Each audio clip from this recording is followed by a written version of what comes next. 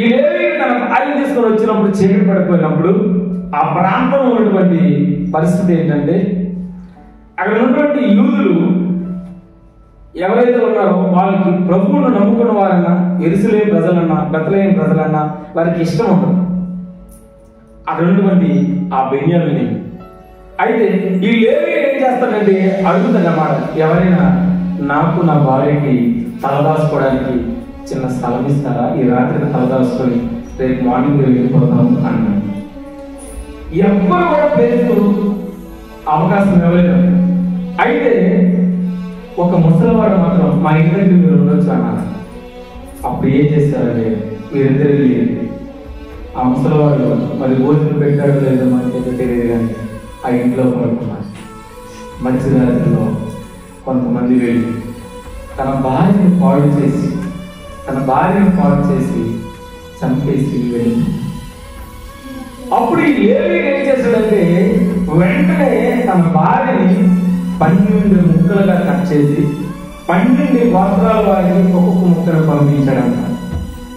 చూడండి ఎంత కఠినమైపోయిందో. తన భార్యను పట్టుకొని అయ్యో నా అర్థానికి, అయ్యో నా యొక్క సగభాగము చనిపోయిందని గుండెలు బాదుకొని ఏడుస్తూ తన భార్యని 12 ముక్కలుగా చేసి ఒక్కొక్క ముక్కలు ఒక్కొక్క గోత్రాలకు పంపించారంట. 12 గోత్రాలకు పంపించి ఆ 12 గోత్రాల వారికి పంపించి నాకు న్యాయం జరగాలని కోరాడంట. అప్పుడంట 12 గోత్రాలలో 11 గోత్రాల వారు కూడా 12 గోత్రాలైనటువంటి బెన్యామీను కేక వేశారంట. మీరు రండి దానికి సమాధానం చెప్పనంటే పట్టించుకోలేదు. యుద్ధం ప్రకటించేసరికి ఈ 11 గోత్రాల వారు కూడా చిన్నగా వేశారంట. ఆ బెన్యామీను ఓడిపోతున్నారంట. అప్పుడు ఏం చేశారంటే ఉపవాస ప్రార్థన చేశారంట. వాళ్ళందరూ సమాధానంగా కూడుకొని ఉపవాస ప్రార్థన చేసి అప్పుడు వెళ్ళారంటే వెళితే బెన్యామీనుగా ఒక్కొక్కరు తునాతునకలైపోయారు. దేవుని స్తోత్రం. ఈ మాట నేను ఎందుకు చెప్తున్నానంటే యుద్ధ వీరుడైనటువంటి యేసయ్యను, యుద్ధ వీరుడైనటువంటి ఆ యెహోవాను మనము ఆరాధిస్తున్నప్పుడు, ఆయన కనపరుస్తున్నప్పుడు, ఆయన నామాన్ని హెచ్చిస్తున్నప్పుడు యుద్ధం చేసేది ఆయనే. అది ఎలాంటి యుద్ధం అవని, అది నీ కుటుంబంలో ఆర్థిక పరిస్థితి యుద్ధం అవని, నీ వ్యక్తిగత పరిస్థితి అవని, నీ లైఫ్ మ్యాటర్ అవని, నీ ఉద్యోగం అవని, నీ చదువు అవని, నీ వ్యాపారం అవని, నీ వ్యవసాయం అవని, ఏదవని నీ పనిని నెరవేర్చేది ఆయనే.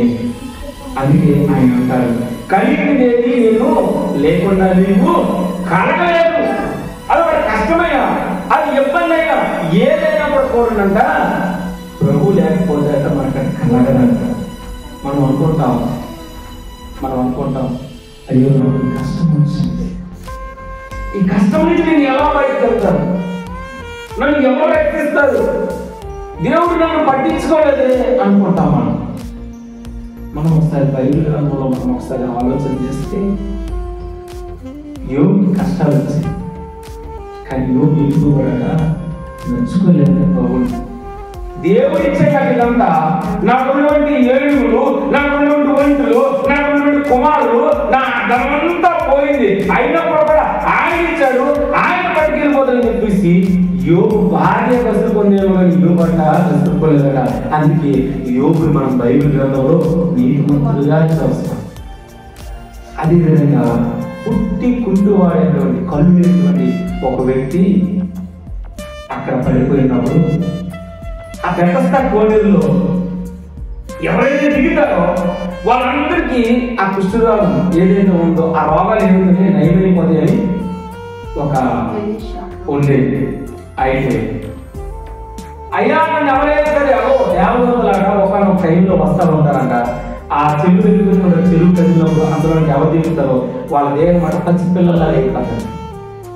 కానీ ఈ కళ్ళు లేనివాడు ఉన్నాడు కదా, ఈ కళ్ళు లేనివాడిని అడుగుతా ఉన్నాడు, ఎవరైనా సరే నన్ను అందులో తోసేయండి అయ్యా, నాకు కనిపించడం లేదు, దాటుకోవాలా నన్ను దాటిపోతున్నాయా అని చెప్పేసినప్పుడు నువ్వు బెతస్దా కోనేరులో దిగలేదు, నువ్వు విశ్వసించు, ఈ కార్యం జరుగుతుందన్నా.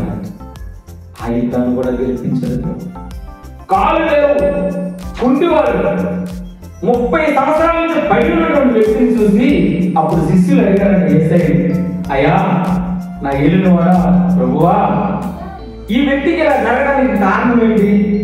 వాళ్ళ పూర్వీకుల ద్వాసం ఆయన మీకు వచ్చిందా అడిగారు. అప్పుడు ప్రభు అన్నారట, దేవుని యొక్క నామం ఘనపరచబడ్డానికి ఆయనకి జరిగింది. ఆయనకి అది జరిగి ఉండకపోతే, ప్రభు వారు వచ్చి ఆయన లేకపోతే, నీ పరుపెట్టుకొని లేవు నడు అన్నప్పుడు నడిచి పరిగెత్తుకొని వెళ్ళిపోతున్నప్పుడు ప్రభు యొక్క నామం హెచ్చించబడిందట. వాళ్ళట ఒక్కసారి ఆశ్చర్యపడారు, ప్రభు ఎంత కార్యం చేశాడు. 30 సంవత్సరాల నుంచి కుంటివాడు లేచి నడిచాడని చెప్పేసి ఆ కార్యం కనిపించాలని ప్రభు ఆ వ్యక్తికి ఆ దోషం వచ్చింది, ఏదైతే ఆ అంగవైకల్యం వచ్చింది. మనకి ఏదైతే కష్టం వస్తుందో, మనకి ఏదైతే ఇబ్బంది వస్తుందో, ఆ ఇబ్బంది అట ప్రభు నామం కనపడడానికి వస్తుందంట. ప్రభు యొక్క దేవుని యొక్క లేఖనం కూడా అదే చెప్తుంది. మనకు వచ్చిన కష్టం, మనకు వచ్చిన ఇబ్బంది, మనకు వచ్చినటువంటి ఏదైతే అవమానం ఉందో, ఆ హేళన ఉందో, ఆ పరిస్థితి అంతటా ప్రభు నామాన్ని కనపరచడానికే వస్తుందంట. ఎప్పుడు వస్తుందో తెలుసా? మనం ఎప్పుడైతే ఆ పరీక్షలో, ఎప్పుడైతే ఆ కష్టంలో నిలబడతామో, ఎప్పుడైతే చేతకాని వాడిగా ఉన్నామో, అప్పుడు అట యేసయ్య నామం ఘనపరచబడి నీకు అద్భుతంగా చేస్తాడు.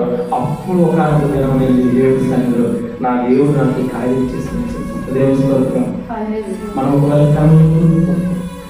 మనం చక్కగా కనుక యుద్ధము యెహోవా, ఆయన ఆయన యుద్ధం మీరు ఆయన కలుసుకుంది. ఒక్క దేవతతో చేత కొన్ని వేల మంది వరకు వెళ్ళిపోయినాం. ప్రభు సిలువ చేసినప్పుడు ప్రభు మీకు రక్షించుకోలేవా అని పక్కనటువంటి దొంగలు చాలా మంది అటువంటి యూలు క్యారేజ్ అడిగితే, ప్రభు కార్యం జరగాలి, ఈ లోకం కొరకు ఆయన ప్రాణత్యాగం చేయాలి, ఆయన పంపినటువంటి తండ్రి యొక్క మాట వినాలని ప్రభు లేదండి, ప్రభువా నా తండ్రి నువ్వు ఒక్కసారి నన్ను రక్షించాలంటే తన దేవతను ఒక్క దూరం పంపిస్తే భూమి మొత్తం అతలాకుతలం లేదు. కానీ ప్రభు కార్యం ఓపికతో ఓర్చుకున్నాడు. ఆయన యొక్క లేఖనాలు నెరవేర్చి ఆయన ప్రాణాన్ని త్యాగం చేశాడు. మరలా 3వ రోజు లేచాడు. అప్పుడు ఏమైంది? పునరుద్ధరణ లేచినప్పుడు ఓ మరణమా నీవు ఎక్కడా, ఓ మరణమా నీ విజయం ఎక్కడని యేసయ్య మరణాన్ని జయించాడు. అందుకే ఆయన మృత్యుం జరిగింది. దేవుని వైపులోకి వెళ్దాం. ఒకసారి చూసినట్లయితే 3వ యోహాను పత్రిక 1వ అధ్యాయం 3వ వచనం. 3వ యోహాను పత్రిక లాస్ట్ లో ఉంటుంది, ప్రకటన గ్రంథం ముందు ఉంటుంది. లాస్ట్ లో ఉంటుంది, ప్రకటన గ్రంథం ముందు ఉంటుంది. యోహాను 3వ పత్రిక 1వ అధ్యాయం 3వ వచనం. నీవు సత్యమును అనుసరించి నడుచుకొనిచున్నావు గనుక సహోదరులు వచ్చి నీ సత్య ప్రవర్తనను చూచి సాక్ష్యం చెప్పగా బహుగా సంతోషించితిని అన్నారట. ఎవరు? యోహాను గారట గాలికి చెప్తున్నాడు. ఈ గాలి అనే పదము పూర్వకాలంలో ఇది సర్వసాధారణం. ఓ మంచి వ్యక్తికి గాయలు అని పిలుస్తారంట. బైబిల్లో కొంతమంది గాయలు వింటున్నారా? బైబిల్లో కొంతమంది గాయలు ఉన్నారండి. ఆ గాయలు ఎవరైతే నేను మీకు పరిచయం చేస్తాను. సుమారు 4 మంది గాయలు కనిపిస్తారు మనకి. 4 మంది గాయలు. ఆ గాయలు కాబట్టి పౌలు సంబోధిస్తున్నటువంటి గాయ ఒకరు, యోహాను సంబోధిస్తున్నటువంటి గాయ ఒకరు, మాసిదోనియా వాడైనటువంటి గాయ ఒకరు, అదేవిధంగా దేలేర్బా పట్టణస్థుడైనటువంటి గాయ మొదటి వారు, దేలేర్బా పట్టణస్థుడైనటువంటి గాయ ఒకరు, అదేవిధంగా మాసిదోనియా వంశస్థుడైనటువంటి గాయ ఒకరు, పౌలు సంబోధిస్తున్నటువంటి గాయ ఒకరు, యోహాను సంబోధిస్తున్నటువంటి గాయ ఒకరు. యోహాను సంబోధిస్తున్నటువంటి గాయ గురించి ఈరోజు మనము ఒకసారి ధ్యానం చేద్దాం, ఆలోచన చేద్దాం. అక్కడ లేఖనంలో ఒక మాట ఉంది, నీవు సత్యము అనుసరించి నడుచుకొనిచున్నావు కనుక సహోదరులు వచ్చి నీ సత్య ప్రవర్తన గురించి సాక్ష్యం చెప్పడానికి నేను బహుగా సంతోషిస్తున్నాను అన్నాడు. అక్కడ ఉన్నటువంటి సంఘానికి, అక్కడ ఉన్నటువంటి సంఘంలో ఉన్నటువంటి వ్యక్తులకి ఈ గాలి వల్ల గొప్ప పరిచర్య చేసేవాడంట. వచ్చిన వాళ్ళకి నీళ్ళు ఇచ్చేవాడంట, వచ్చిన వాళ్ళకి రొట్టెలు ఇచ్చేవాడంట, వచ్చిన వాళ్ళకి ఆతిథ్యం ఇచ్చేవాడంట. ప్రభు సేవలో, ప్రభు సన్నిధిలో అది పెద్ద సన్నిధి, అది చిన్న సన్నిధి ఉన్నదానికి అంట ప్రభు యొక్క పరిచర్యలో మనం పాలుభాగస్తులైనాక దేవుడు అంటే మనల్ని గొప్పగా ఆశీర్వదించేస్తాడంట. ఈ ఆయన చేస్తున్నటువంటి పని అదే. ఆయన సత్యమును అనుసరించి ఆయన చేస్తున్నటువంటి సేవకి అక్కడ వాళ్ళట, ఇదిగో యోహాను గారు మీ భక్తులైనటువంటి ఒక వ్యక్తి ఉన్నారండి, గాయి ఆ సంఘంలో గొప్ప పరిచయం చేస్తారు. మనం గురించి కూడా ఇక్కడ ఉన్నటువంటి వాళ్ళు ఎవరైనా కొత్త సేవలు మన పరిచయం వాళ్ళకి హెల్ప్ చేస్తున్నప్పుడు వాళ్ళు చూసి మన సత్య ప్రవర్తన చూసాక ఇంకో దగ్గరికి వెళ్ళి ఫలానా సంఘంలో ఒక్కొక్కరు కూడా వాళ్ళ సత్య ప్రవర్తన వాళ్ళ యొక్క పరిచర్య విధానాన్ని చూసి సాక్ష్యం చెప్పడానికి వాళ్ళకి అవకాశం. ఇక్కడ ఆయన చేస్తున్నదే అది. ఆయన సత్యమైనటువంటి ప్రవర్తన కలిగి సహోదరులు వచ్చిన వాళ్ళందరికీ హెల్ప్ చేసేవాడంట, సహాయం చేసేవాడంట, ఆతిథ్యం ఇచ్చేవాడ, వాళ్ళందరూ కూడా చేసేవాడంట. ఆ పరిచర్యలో యోహానట ఉప్పొంగిపోతున్నాడట. ఎలా ఉప్పొంగిపోతున్నాడంటే చూడండి ఒకసారి 4వ వచనం కూడా ఒకసారి చదువుదాం దగ్గరగా. నా పిల్లలు సత్యమును అనుసరించి నడుచుకొనుచున్నారని వినుట కంటే నాకు ఎక్కువైన సంతోషం ఏమీ లేదు. నాకు డబ్బున్నా సంతోషం లేదు, నాకు ధనమున్నా సంతోషం లేదు, నాకు అంతస్తులో నాకు సంతోషం లేదు. కానీ నా పిల్లలు సత్యం అనుసరించి నడుచుకుంటే అంతకన్నా సంతోషం నాకు ఏమీ లేదని యోహాను చెప్తున్నానండి. ఈరోజు మనం ఉండగలుగుతున్నామా?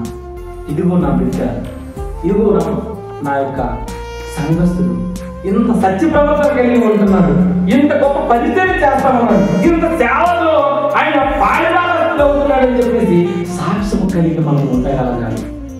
అప్పుడే ప్రభు మనల్ని మెచ్చుకుంటాడు. ఇలా సత్య ప్రవర్తన కలిగి ఉండాలి. ఒక సాక్ష్య రూపంలో మనం ఉండాలంటే కొన్ని ఆయుధాలు మనం ధరించాలి. ఆ ఆయుధాలు కొన్ని ఈ బైబిల్ గ్రంథంలో ఉన్నాయి. ఒకసారి మనం ఎఫెసీయులకు రాసిన పత్రిక ఒకసారి మనం తీద్దాం. ఒకసారి ఎఫెసీయులకు రాసిన పత్రిక 6వ అధ్యాయం 14వ వచనం నుంచి చదువుదాం. 14వ వచనం నుంచి చదువుదాం ఒకసారి. ఎఫెసీయులకు రాసిన పత్రిక 6వ అధ్యాయం 14. ప్రభువు చెప్తా ఉన్నాడు, దేవుని సన్నిధిలో ఒక చిన్న చీపురు పొల పట్టుకొని నువ్వు పరిచయం చేసినా సరే నిన్ను గొప్పగా ఆశీర్వదించేస్తాడండి. ఎందుకంటే మనం కనిపిస్తున్నటువంటి ఈ బల్బు ఉంది కదండి, ఈ బల్బు కనిపెట్టినటువంటి వ్యక్తి కొన్ని సంవత్సరాలు థామస్ ఆల్వా ఎడిసన్ కొన్ని సంవత్సరాలు బైబిల్లో ఈ బైబిల్ చదువుతూ అంట దేవుడి సన్నిధిలో మాత్రం బచ్చాలంతా తులిసేసాడు కంపపడు. ఈ రోజుల్లో చీపులు మోడల్, అప్పుడన్నీ కంపలే కదండి, తుడిసేవాడంట. రోజు తుడిసి ప్రార్థన చేసుకుంటూ ప్రయత్నం చేశాడంట. సుమారుగా 10,000 సార్లు ప్రయత్నం చేశాడంట. పేలిపోయేదంట. ఈ రోజు వెలుగులో మనం అక్కడ ఉంటున్నామంటే థామస్ ఆల్వా చేసినటువంటి కృషి. ఆ కృషి ఎక్కడి నుంచి వచ్చిందంటే ప్రభు సన్నిధి నుంచి వచ్చింది. అందుకే అంటున్నాడు నీ సన్నిధిలో ఒక్క దినం గడుపుటకు ఎన్ని దినాలకు శ్రేష్టము? 1000 దినాలకు శ్రేష్టం అండి. ఎన్నిసార్లు ఆదివారం మనం ఎగ్గొట్టేస్తాము? ఒక్క రోజు అట 1000 దినాలకు శ్రేష్టం. ఎన్ని ఆదివారాలు పోతే అన్ని 1000 దినాలు మన జీవితంలో పోయినందుకే లేక. ఇక్కడ చూద్దాం ఎఫెసీయులకు రాసిన పత్రిక 6వ అధ్యాయం 14 నుంచి 19 వరకు ఒకసారి మనం చదివినట్లే. నీ నడుములకు సత్యమును దట్టి కట్టుకొని నీతిని మహిమను తొడుక్కొని పాదములకు సమాధాన సువార్త వలన సిద్ధ మనసును జీవన తొడుక్కొని నిలవబడి అన్నారు. ఇక్కడ దేవుడు ఏదైనా నీ నడుములకు సత్యమును దట్టి కట్టుకోవాలంట. మనం చాలా సార్లు చూస్తాం, మన రైతులు పనికి వెళ్ళినప్పుడు నడుముకి గట్టిగా తమలు కట్టుకుంటారు గట్టిగా. కానీ ఇక్కడ ప్రభు దేవుడి యొక్క వాక్యం చెప్తున్నారు, మన నడుము కాడ సత్యమని దట్టి కట్టుకోవాలంట, సత్యమని తాడు కట్టుకోవాలంట. ఎందుకంటే ఆ మాట ప్రధానంగా అర్థమైందంటే సత్యమే మనం మాట్లాడాలి. అనేక సార్లు మనం అబద్ధాలు ఆడుతాం, అలాగంటాం. 1000 అబద్ధాలు ఆడినా సరే, 100 అబద్ధాలు ఆడినా సరే ఓ పెళ్లి చేయాలి అంట.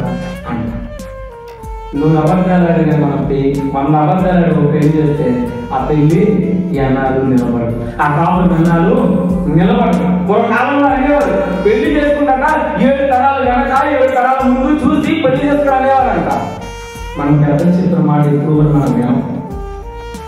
పెద్దలు చెప్తే మనం వినం. మన ఇంట్లో ముసలి వాళ్ళు ఉంటారు, మన అమ్మమ్మలు ఉంటారు, మన తాతలు ఉంటారు, వీళ్ళందరూ ఉంటే వాళ్ళ మాట మనం వినం. కానీ చదువు ఎలా చదువుతామండి? పెద్దల మాట సద్దన్నం మూట అంటాము. పెద్దల మాట సద్దన్నం మూట అంటాము. ఆ సద్దన్నం మూటను పక్కన పెట్టేసి మనం ఏం చేస్తాం? ఫాస్ట్ ఫుడ్స్ ఏంటంటే న్యూడిల్స్, ఇంకేటో ఉంటాయండి, ఎంత రసం ఉంటాయి, వాటర్ ఉంచుకుంటారు, పానీపూరీలు ఒకటి కాదు లేకపోతే గడ్డల్లా మనం తింటాం. కానీ ఈ పెద్దల మాట సద్దన్నం మూటను మాత్రం పక్కన పెట్టేస్తాం. ఒక బ్యాంకులో ఆ బ్యాంకులోకి వెళ్ళి ఆ ముద్రలు అడిగినందుకు తొడుక్కోవాలంట. మనం చాలా సార్లు అనమాట బట్టలు రకరకాల బట్టలు తొడుక్కుంటాం అంటాం. ఒక్కొక్క కొంతమంది బట్టలు వేసుకుంటారు, ప్యాంటు 4 కన్నాలు ఉంటాయి అన్నమాట, లేదంటే ప్యాంటు 10 జోబులు ఉంటాయి అన్నమాట, లేదంటే తాళ్ళు ఉంటాయి అన్నమాట, ఇవన్నీ కనిపిస్తా ఉంటాయి అన్నమాట. కానీ ఏదంటే నీతిను మహిమను తొడుక్కోవాలంట. పాదల కట సమాధాన సువార్త వలన సిద్ధ మనసు ఉన్నారట. ఈ రోజుల్లో సమాధానం లేదండి. ఈరోజు ఎదుగుతో సమాధానం వాళ్ళలో కనిపించడం లేదండి. మనం ఎలా వెళ్ళినట్లయితే ఒక్కసారి మనం ఈ రోజుల్లో కానీ బస్సు ఒకసారి వెళ్ళినట్లయితే ఇప్పుడు చూస్తున్నటువంటి పరిస్థితులు ఎలా ఉంటే బస్సు ఫ్రీ అంటున్నాం. ఒక్కసారి యూట్యూబ్ చూస్తే ఒక తల్లి ఈ మధ్యన యూట్యూబ్ లో ఒక ఆయనకి వాయిస్తుంది, ఎవరో ఆయన నువ్వు ఎక్కడి నుంచి వచ్చావు, అసలు ఎవరు పుట్టావు అని చెప్పేసి, అబ్బో మన మాటలు అయితే నా నోటితో నేను చెప్పలేదు. కానీ పరిస్థితి చూస్తే గొప్ప ఘోరంగా ఉంది. దాంట్లో పాటు అనమాట ఆ వాయిస్ పట్టుకొని ఇప్పుడు యూత్ కూడా రోల్ చేస్తాం అన్నమాట, వాళ్ళు కూడా రీల్ చేస్తున్నాం ఆ వాయిస్ పట్టుకొని. ఎంత ఒక వృద్ధురాలట బస్సు మీద ప్రయాణం చేస్తున్నాను, ఒక వృద్ధురాలట బస్సు మీద ప్రయాణం చేస్తున్నాను. ఆ ముసలమ్మ ఓపుగా ఉన్నంత బ్యాగ్ తగ్గుతున్నాడ, ఒకసారి కాలు తగ్గుతున్నట, ఒక చెయ్యి తగ్గుతున్నట, అయినా ఆ వృద్ధురాలట ముసలమ్మ క్లాస్ హైలెట్గా ఉందట. అప్పుడు కొంత దూరం వెళ్ళినప్పుడు అవసరాలు అడిగినారు, బామ్మగారు ఎంత ఇబ్బంది పడుతున్నాను కదా, నా కాలు తగిలింది, నా చెయ్యి తగిలింది, నా బ్యాగ్ తగిలింది, నా మీద బ్యాగ్ కూడా ఒకసారి మీద పడిపోయింది, అయినా కనీసం మీరేమి కోపడకుండా అంత సైలెంట్గా ఉందని కారణం ఏంటి అన్నదంట ఈ అవసరాలు. అప్పుడు ముసలమ్మ అన్నమాట, నీతో నా ప్రయాణం చాలా కొద్దిసేపు, మరో 10 నిమిషాల్లో లేదా 10 అరగంటలో నా ప్రయాణానికి నేను చేరుకుంటాను. ఇంతలో మీతో నేను గొడవకి నా ప్రభుని సమాధానం. నా ప్రభు ఏం చెప్పారంటే, సమాధానకర్త మహిమను దొరుకుకోమన్నాడే. నీతో నేను సమాధానం పడకపోతే నా ప్రభు చాలా బాధపడతాడు. అందుకే నేను సమాధానంగా ఉన్నాను అనేసరికట అక్కడికక్కడ యవనస్తులంట దేవుని స్తోత్రం. మన పరిస్థితి మనం సొసైటీలో వెళ్ళినప్పుడు ఎదుటి వారితో మనం ఎప్పుడు కూడా సమాధానంగా మనం కలిగి ఉండాలి, సమాధానంలో కలిగి ఉండాలి. సువార్త చిత్త మనస్సు అనేది జోడినట్టు తొలుక్కోవాలట. మనం ఈ రోజుల్లో మంచి మంచి బూట్లు, మంచి మంచి చెప్పులు, 5 హీల్స్, ఫ్లాట్ హీల్స్, ఒకటి షార్ట్ హీల్స్, ఎన్నో హీల్స్ మనం వేస్తా ఉన్నాం, మామూలు హీల్ లేదు. అయితే ఇక్కడ ప్రభు యొక్క వాక్యం చెప్తుంది, సిద్ధ మనస్సు అని జోడు కలుపుకొని నిలబడాలి. మనము ఆ మనస్సు ఎవరు పొందడం లేదు. ఆ మనస్సు అంటే ఎవరినైనా సరే నేను కింద పడేదేమా, ఎవరైనా చెడిపోతే బాగుందని ఎక్కువగా మనం కోరుకుంటాం. ఒక రోజంట ఒక నది పక్కన తేలు ఎక్కడికి వెళ్ళిపోయిందంట. ఎవరి మన పిల్లల్ని ఏం చేయాలి అక్కడ పక్కనే ఒక కప్ప ఉందంట. ఆ కప్పని తేలు అడిగిందంట, ఓ కప్పనేస్తాం, ఈ రోజు నుంచి నువ్వు నాకు వేస్తాను, ప్లీజ్ ఈ నది అవతల దాటించమా అని. అప్పుడంట ఈ కప్ప ఏమన్నదంట, అమ్మో నువ్వు అసలు ఎక్కువతావు, నీ అంకల్లో ఉంది కదా బాగా, దానికి గుడ్డ ఉండదు, నాకు డబ్బు వస్తుంది, ఇసుమెత్తుకోదు, చనిపోతాను, నేను తీసుకెళ్ళాను కదా, ప్లీజ్ ఈ రోజు నుంచి మన ఇద్దరం ఫ్రెండ్స్ దయతో ఆ దాటించమన్నా.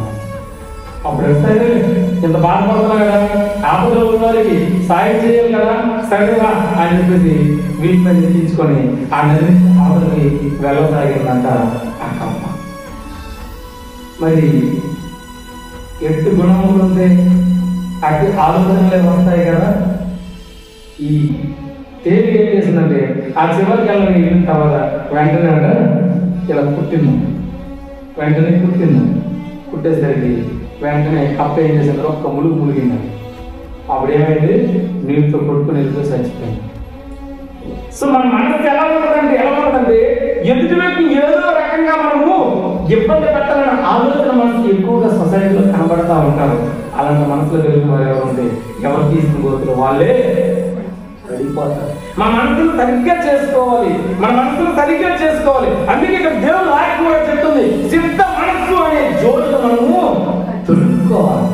అలాంటి జోడు తొడుక్కుంటేనే మనకు శ్రేయస్కరం, అలాంటి జోడు తొడుక్కుంటే మనకు క్షేమకరం, అలాంటి జోడు తొడుక్కుంటే మనకి ఆశీర్వాదం వస్తుందని ప్రభు చెప్తా ఉన్నాడండి. అలాంటి జోడు మనం ఎప్పుడైతే తొడుక్కుంటామో అప్పుడు మనం ఎలా ఉంటామంటే, అసలు చదువు మరోసారి ఇవన్నీయుగాక విశ్వాసమును డాలును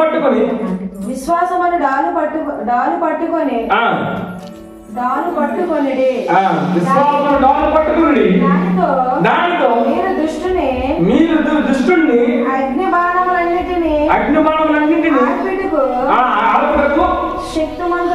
దేవుని స్తోత్రం. మనం ఎప్పుడైనా శక్తివంతులు అవుతామో తెలుసా? విశ్వాసం అనే డాలు పట్టుకుంటే. డాలు అంటే మీరు చూసారా?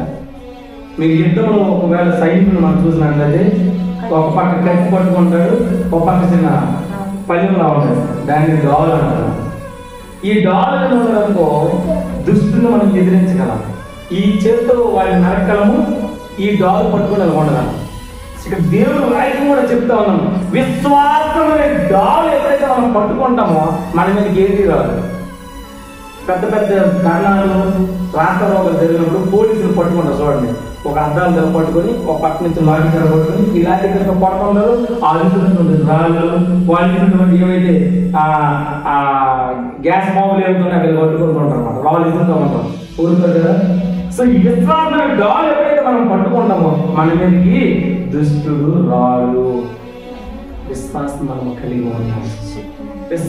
కలిగి ఉండాలి. మన మనసును సరిగా నిలుపుకోవాలి. మన మనసుకి ఎదుటి వారిని ప్రేమించేటట్టుగా ఉండాలి. మన మనసుకి ఎదుటి వారిని మనం ఏం చేయాలి? హెల్ప్ చేసే తత్వంగా మనం కలిగి ఉండాలి. అలాంటి ఆలోచన మనం కలిగి ఉంటేనే మనము బాగుపడతాం. లేకపోతే ఆ తేలికలు కొట్టుకుని వెళ్తాం. ఒక అడవిలో మనుషులు నడుచుకుంటూ వెళ్తా ఉంటే వారికి వెంటనే పులి అంట పెట్టింది. ఇంకా లాభం లేదు, చెట్టు ఎక్కిపోయి చెట్టు మీద కూర్చొని ఇలా చూస్తా ఉన్నాడు. పులిగా ఆ వ్యక్తిని చూసాడు, అన్నాడు. నవ్వుతుందని చూసా. ఏం నవ్వుతున్నావు అన్నాడు ఆ మనిషి.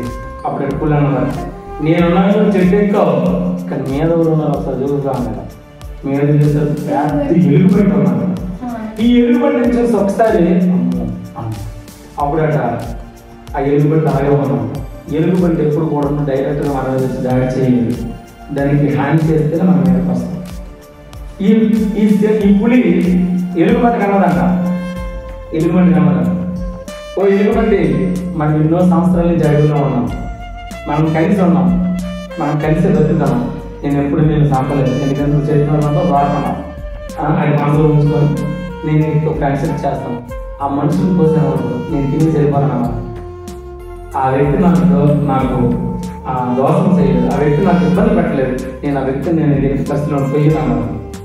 అప్పుడట ఈ మనిషిని అన్నదంట ఇప్పుడు, ఓ మనిషిగా ఆ ఎలుగుబంటిని తోసి నేను వదిలేస్తున్నాను. మనిషి బుద్ధి కదా, మనిషి బుద్ధి ఎలా ఉండదంటే గట్టి తిని వెంటనే ఆ వ్యక్తిని పట్టుకుని తోసిన ప్రయత్నం చేస్తాను. లోకంలో చాలా మంది అనమాట మన ఎదురు మన పక్కన ఉన్న వాటి కానీ కింద పడేది మనం చూస్తాం, మన మీద పడిపోతాం. వెళ్ళాడంట ఎలుగుబంటి పట్టుకోనంటే నేను లాగుతా ఉన్నాడు తొయ్యడానికి, కానీ అట ఎలుగుబంటి గట్టి పడుతుంది పట్టుకున్నట్టు ఇలా ఉన్నాడు. ఇంకా వదలం చూస్తుందంటే ఎలుగుబంటి ఇలా కాదని కాలుతో ఒక తాపు తగ్గిందంటే వెళ్ళి పుల్లి నోట్లో పడాడు. చూసారా? అలాంటి మనసు కలిగి ఉంటే మనం ఎప్పుడు కూడాను బాగుపడం. మనం ఎలా ఉండాలంటే యెషయా గ్రంథం 58:7 ఒకసారి చూడము. యెషయా గ్రంథం 58:7 10 ఒకసారి మనం చదివి ముగించుకున్నాం. యెషయా గ్రంథము 57 ఒకసారి చదువు. అయిపోయింది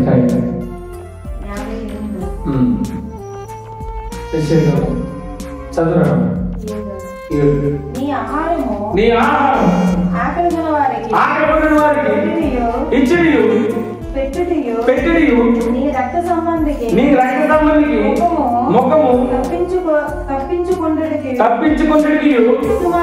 దిక్కుమాలిన వేదలను నీ ఇంట చేర్చుకున్నటియు వస్త్రహీనుడు నీకు కనబడినప్పుడు వానికి బట్టలు లేని వారికి బట్టలు పెట్టడము, వస్త్రహీనులు కనబడినప్పుడు వస్త్రాలు ఇవ్వడం, ఆహారం లేని వారికి ఆహారం ఇవ్వడం. మనం ఏం చేయాలట? మనం హెల్ప్ చేయాలట. మన తిండిలో ఒక ముద్ద అన్నము లేని వారికి పేదవారికి పెట్టాలంట. మన తిండిలో ఒక ముద్ద అన్నము లేని వారికి పేదవారికి పెట్టాలంట. వస్త్రహీనులు కనబడినప్పుడు మన వస్త్రాల్లో ఒక వస్త్రము తీసి ఆ వ్యక్తికి ఇవ్వాలంట. అది ఏ కదా నాటిలో ఒక మాట ఉంటుంది. ఒకసారి చదువు మా లాస్ట్ గా. నీ దూర ప్రయాణము చేత నీవు ప్రయాసపడిన అసాధ్యమని నీవు అనుకోనలేదు. నీవు బలం తెచ్చుకుంటే మంచమెక్కితివి. ఇక్కడ మనం తీసుకున్నటువంటి కంటెంట్ ఏంటంటే, ప్రభువుకి ఇష్టమైనటువంటి కార్యం ఏదైతే ఉందో, ఏదైతే పేదవారు కనబడతారు, వీరులు కనబడతారు, వారికి ఆహారం ఇచ్చడంలో, వస్త్రీయులు కనబడినప్పుడు వస్త్రాలు ఇచ్చడంలో మనం ఏం చేయాలి? వారికి సహాయం చేస్తే ఇదే కదా నిజమైనటువంటి ఉపవాసం అని ప్రభువు చెప్తా ఉన్నాడు. ఇంకో మాట కూడా ఉంటుంది, మన రక్త సంబంధికులు ఎవరైతే కనబడతాడా మన ముఖం తిప్పుకోవాలి. చాలా కుటుంబాల్లో మన కుటుంబంలోనే ఒకరికొకరికి పడదన్నమాట. ఆ గొడవలు బట్టి కానీ మన రక్త సంబంధికులు అది ఎన్ని గొడవలైనా, ఎంత మనకు వాళ్ళు హేళన చేసినా, ఎంత వాళ్ళు మనకి ఇబ్బంది పెట్టినా, మన రక్త సంబంధికులు కనబడినప్పుడు వాళ్ళు ఇంకోటి ముఖం చెప్పుకన్నా వెళ్ళిపోకూడదంట. వాళ్ళని గౌరవంగా పలకరించి వెళ్ళిపోవాలట. ఇలాగ చేసినట్లయితే ఇదే కదా నాకు ఇష్టమైనటువంటి ఉపవాసం అని ప్రభు చెప్తా ఉన్నాడు. దానితో పాటు సత్యమనే దట్టి నీ నడుముకు కట్టుకోవాలి. సత్యమనే దట్టి నీ నడుముకు ఎప్పుడైతే మనం కట్టుకుంటామో అప్పుడట దుష్టుని మనము ఆ డాలుతో ఎదిరిస్తామంట. ఆ డాలు అంటే అసత్యవాక్యం. అసత్యవాక్యాన్ని మనం ఎప్పుడైతే పట్టుకుంటామో ఈ సొసైటీలో ఎంత ఇబ్బంది, ఎంత కష్టమైనా, ఎంత శోధనైనా సరే మనం ఎదిరిస్తాం. కనుక కన్ను మూసుకుని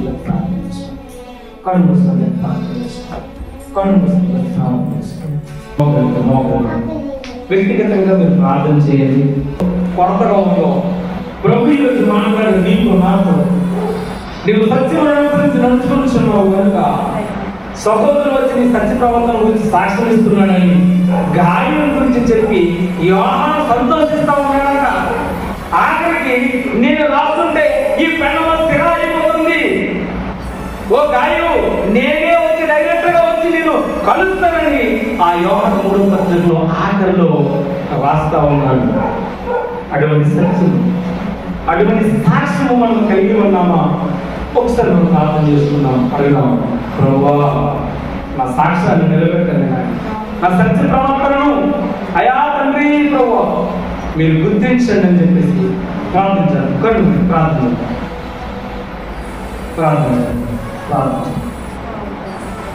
వెన్ను వాక్యం ప్రార్థన వ్యక్తిగతంగా ప్రార్థన చేయండి. ప్రభువా, అనేక సార్లు మోసం చేస్తున్నామేమో, అనేక సార్లు నాయన నా కుటుంబీకులు నా రక్త సంబంధాన్ని వంట నిలుపుకొని వెళ్ళిపోయేదేమో నాయన. అయా ఇల్లు సమాధానం కూడా లేకపోతున్నానేమో. క్షమించండి.